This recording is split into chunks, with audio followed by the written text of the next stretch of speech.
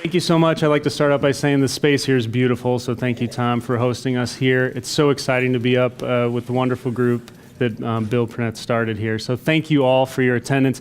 My title today for the lecture is A Clean Sweep for Wellness. What I want you to understand is wellness can be a pretty easy process. The work is in the implementation, but by setting some very basic goals and then following through on those, it can be, in fact, a clean sweep. My why, in fact, is to help people live longer, healthier lives. So longevity medicine is an area where we're seeing an incredible uptick. I like to add to that, we want quality along with the quantity that we're putting in there. So the first thing to do when we think of a wellness practice is to make sure we're maintaining that quality mindset. Center your thinking as someone striving for quality of life. I'll speak on this a little bit more, but one of the things people often come to me for some assistance and guidance in is losing weight. And one of the first things I like to help people understand is the best thing is to frame it as a positive thing. So rather than losing weight, we want to gain health, and one of the supporting mechanisms by which we're going to do that is by modifying our diet. So improvement there.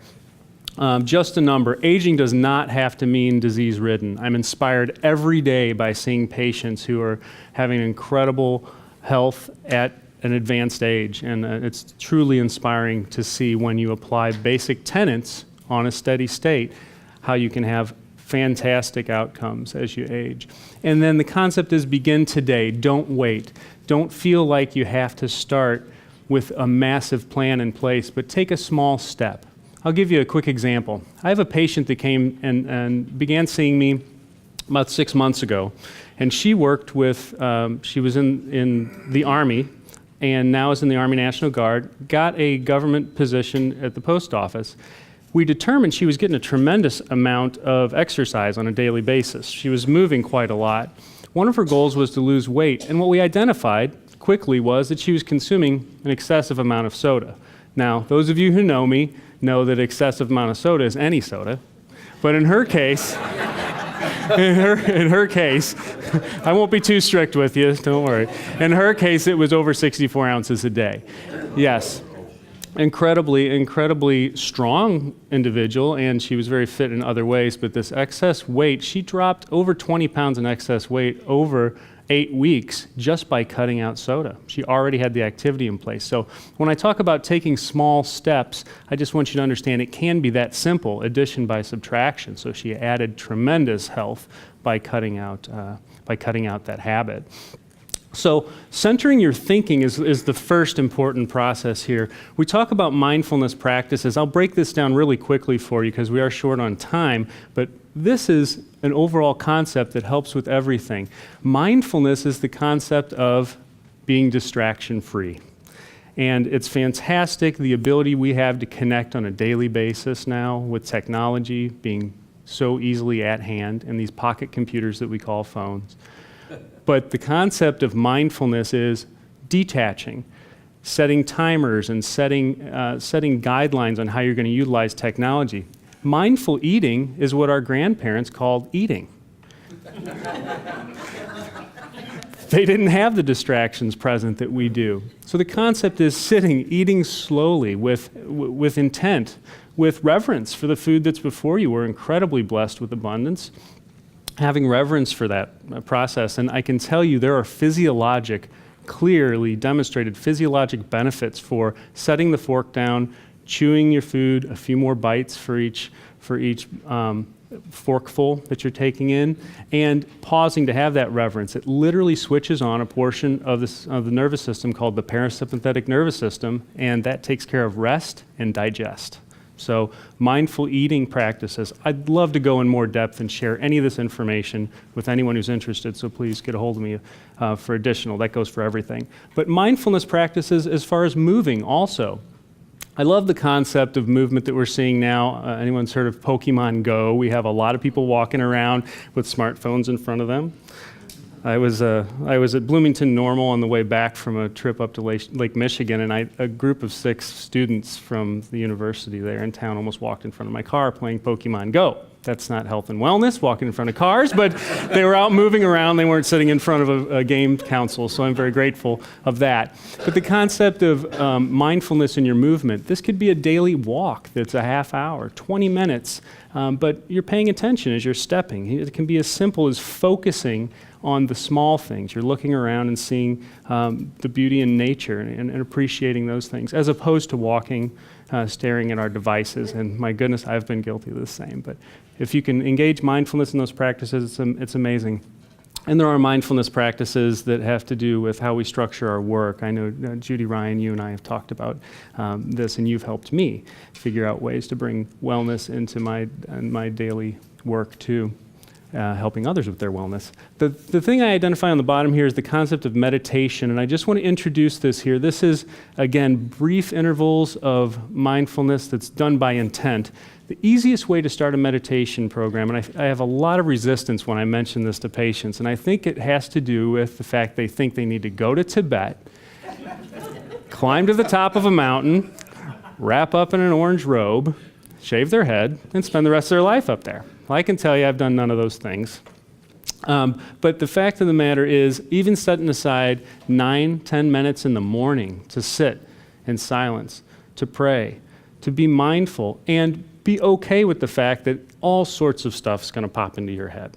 I began my mindfulness practice over 15 years ago, and it was through a class I took at a community college, and the instructor taught us, be okay with the concept of interruptions. And when a thought pops up, let it pass through. Be comfortable with being a beginner, being teachable. This is very central to the concept of mindfulness. And the meditation component can eventually be built into your day. If you're in a fantastic work environment like this, like CIC, we see all sorts of ways that you can unplug for a moment, as it were, and get centered again. But we can build this into our lives.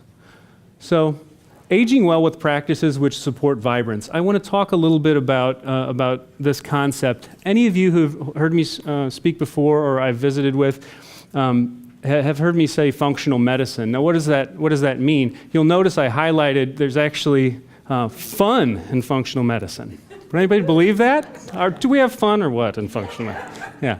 So the concept of functional medicine is that we actually measure for deficiencies, and we address excesses, and then movement and being well, and a positive mental attitude is built in there also.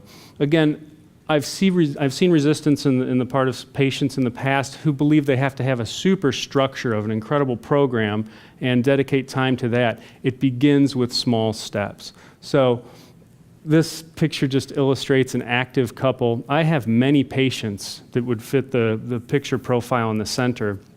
And you better believe that the medical industry is quickly preparing for the aging populace, and we've got interventions like the ones that are pictured on each side of that photo that are in place.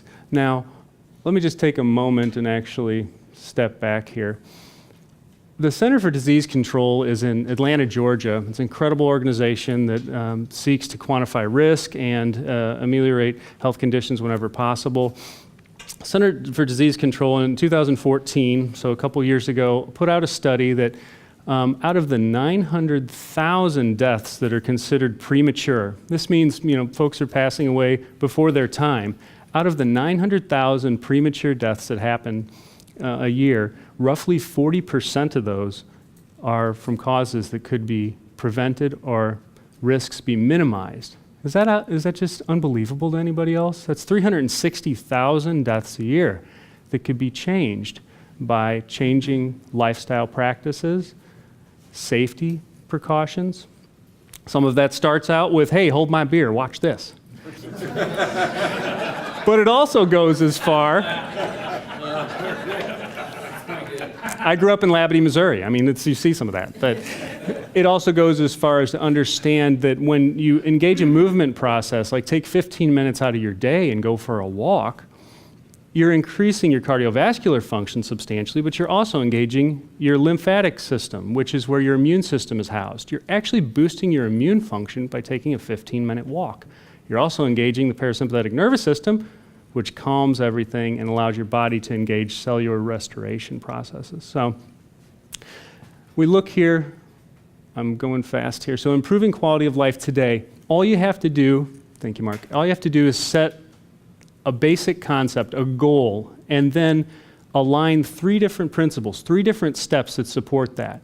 So if that is that you'd like to gain health by dropping weight, what you can do is set 3 steps. This can be a dietary intervention, a movement concept of increasing the amount of walking, biking, swimming you're doing, and then the third component is often a mindfulness practice. I cannot emphasize strong enough to you the importance of having and creating support for your subconscious mind. We've spoke about this in the past. Dale has written a great book where he references the subconscious mind. The incredible programming that runs these outstanding machines that we have. I'm not bragging up here, I got work to do. We've all got these incredible machines that we live within that are so much more than machines. Reprogramming the subconscious mind just through daily activity and positive mental attitude it's hard for me to underline how important that is. That is primary, then the rest follows. So put it on the calendar. Repeat these action steps. Repeat them 5 days a week. I just gave you 2 days off every week. Repeat with rigor 5 days a week for 6 weeks and watch what happens. It's outstanding how many times I see patients really have remarkable turnarounds with mindfulness practices, a little bit of exercise, and make it something you enjoy. I am not a gym rat, and I never will be, but I like taking the stairs. I love chasing my daughter, 7-year-old, and I do enjoy riding a bike. So I know what the form of exercise I'm going to get. If I would sign up for a gym membership, Lifetime Fitness would love it, but it wouldn't help me the way just getting out and walking does, okay? So put it on the calendar, and we can talk, again, in more detail. I love being a sounding board for these sorts of things, so get a hold of me if you need any guidance here. Reward yourself. Be sure to celebrate these victories, and understand, even on the stringent diets that I've talked to patients about with regularity, I plan in playtime, and I know I see friends' faces in the audience who I know have gone to New York and had fun and come back and rebounded instantly into the good plan they had in place. Or went to a graduation party and just had to have a piece of that cake and then would be able to get right back into it. So understand you have flexibility, but with a structure, you can do wonderful things. Support these systems. I can't overemphasize the importance of detoxification, and it is 3 lectures on its own. But what I will say is there are ways to eat, certain foods to consume, ways to consume and hydrate your body that will assist in detoxification. These processes are automatically happening in our bodies. In fact, none of us would be in the room here if they weren't, because it's absolutely essential. But the detoxification concept of supporting that process will pay off huge. I mean, big dividends. Digestive health focus for the whole body benefit. At Logan College of Chiropractic, we take an oath to say that the central nervous system is the most important system in the whole body. I say that loosely. We don't really take an oath to that, but that's the central tendency and the reason of thinking. And the reason is, with chiropractic, we modulate and change the way the nervous system functions. I can tell you the most important system in your body for long-term health is your digestive system. Because everything our body does in terms of renewing, cellular restoration, and incorporating positive benefits from micronutrients, it all requires proper digestion. And then immune function, movement plus the removal of interfering factors. Think of soda, think of sugar. This is a filter. That's what your liver does. That's stress. It's not that there's just 2 things that are causing most of our problems, like sugar and stress. There are many other things, like you've got sugar and stress, that cause these problems. And the other concepts that are troublesome are foods that quickly turn into sugar in your body, like grains that are refined. And then, stressful conditions are problematic too. So it's not that I feel that sugar or stress are major impacts on our health, but if you would consider just changing a couple things, you might reduce the quantity of sugar and ameliorate some of the controllable stressful factors. Sorry, I got stuck on it. It's kind of skipping like a CD there. So I challenge you to prioritize your health. Just take 3 interdependent wellness practices: diet, exercise, and mindfulness. And the exercise doesn't need to be extreme. Go for a walk. Chase your kid. Chase my kid. I need some help. Sleep, diet, and exercise. This is a trifecta that I absolutely love. Establishing sleep hygiene practices that are clean is wonderful. And that's sleep hygiene. What does that mean? That means not staring at a screen right before going to bed, as the blue light can interfere with your ability to hit a sleep cycle. So go in low tech about an hour before bedtime as a concept. Diet and exercise, and then ask for guidance. Goodness sakes, if I hadn't had the help of many of you in this room, my business wouldn't be in good shape. So please ask for help from your physician, a personal trainer, a therapist, anywhere we need to have that support to engage that process and get some accountability in your life. Get a coach. And partners and friends are great sources, but share these dreams. Quality mindset, understanding that centering your thinking is someone striving for quality of life, and age is just a number. I can tell you, I have some patients that are inspiring me every day with, as they age, they are strong, incredible people. And then begin today. Just don't wait. Start now to greatly improve your quality of life. If you want to cut out sugar and ameliorate some stress, that's fine with me too. Here's my contact info. There's also a sheet that I've passed out. If anybody is interested, I do free consultations. I'll sit down and talk with you for a half hour, 45 minutes, or until Leslie knocks on the door and says, "You're done." And I just love meeting people, talking wellness, and determining if there's a fit there or not. I'd love to open it up to any questions. It's just something to add. That concept of the small steps is incredibly important from what I've discovered in my own life, and it's more complex than it appears. There's a wonderful book out there called Small Moves, Big Change that talks about the psychology, talks about actions to take, and how to make that kind of a shift. Thank you. Small Moves, Big Change. I'm going to write it down.